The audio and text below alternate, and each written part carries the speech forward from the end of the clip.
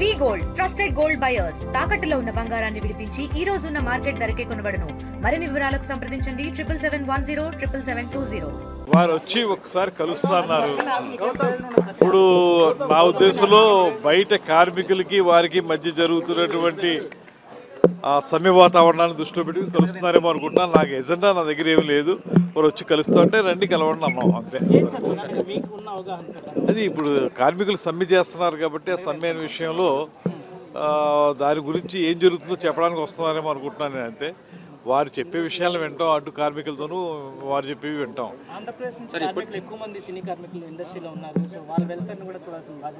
తప్పనిసరిగా ఇది వారు ఏం చెప్తారో విని, కార్మికులు చెప్పే విషయాలు విని డిప్యూటీ సీఎం గారు, సీఎం గారు ఇద్దరు దృష్టిలో పెట్టి వారితో చర్చించి ఏం చేయాలి, ఒకవేళ మన సైడ్ నుంచి ఏమన్నా ఇంటర్వెన్షన్ అవసరం అయితే మేము ఏం చేయాలనేది ముఖ్యమంత్రి గారితో, ఉప ముఖ్యమంత్రి గారితో మాట్లాడారు.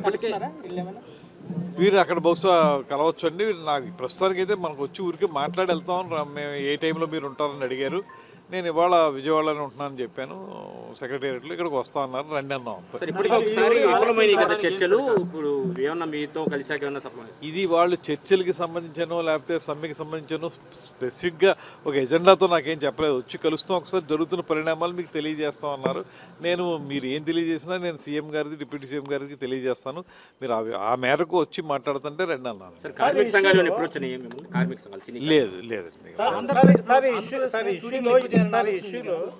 ఏపీ గవర్నమెంట్ పాత్ర ఎంత మేరకు ఉంటుంది? ఏపీ గవర్నమెంట్ పాత్ర జనరల్గా వారు దీనికి అందరికీ ఫిల్మ్ ఛాంబర్ అండి జనరల్గా చూడవలసింది. అంటే అదేవిధంగా వాళ్ళకు ఫెడరేషన్ ఉంది, కార్మికులకి, నిర్మాతలకేమో ఫిల్మ్ ఛాంబర్ ఉంది. వాళ్ళు కూర్చుని నిర్ణయించుకోవాలి తప్పితే ఎక్కడన్నా ప్రభుత్వ ఇంటర్వెన్షన్ ఎప్పుడు వస్తుంది? థియేటర్లు నడపడం విషయంలోనూ లేకపోతే ఇతరత్ర సినిమా షూటింగ్లకి అనుమతి ఇచ్చే విషయంలోనూ వీటిల్లో మా ఇంటర్వెన్షన్ ఉంటుంది తప్పితే ఇలాంటి కీలకమైన మౌలికమైనటువంటి అంశాల విషయంలో ఛాంబరు అదేవిధంగా ఫెడరేషను వాళ్ళు కూర్చుని మాట్లాడుకుని తేల్చుకోవాల్సి ఉంటుంది. వారు వస్తారన్నప్పుడు మేము రండి అంటాం కాబట్టి వారు వస్తున్నారు, వచ్చి మాట్లాడతారు. ఏం చెప్తారో విని నేను సీఎం గారితో, డిప్యూటీ సీఎం గారితో చెప్తాను, విషయాన్ని వారికి చేరవేస్తాను. దాని తర్వాత ఏం చేస్తారనేది నిర్ణయిస్తాను.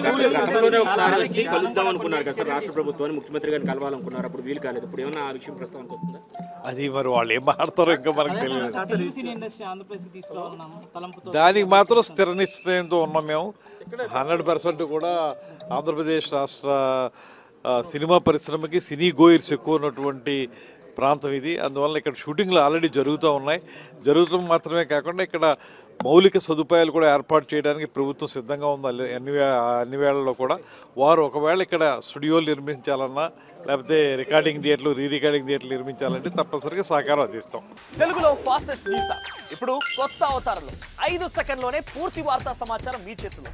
సోషల్ మీడియా ట్రెండ్స్ మీ కళ్ళ ముందుకే live TV and voice search options తో ఇప్పుడే డౌన్లోడ్ చేయండి. యాప్ లింక్ డిస్క్రిప్షన్ లో ఉంది.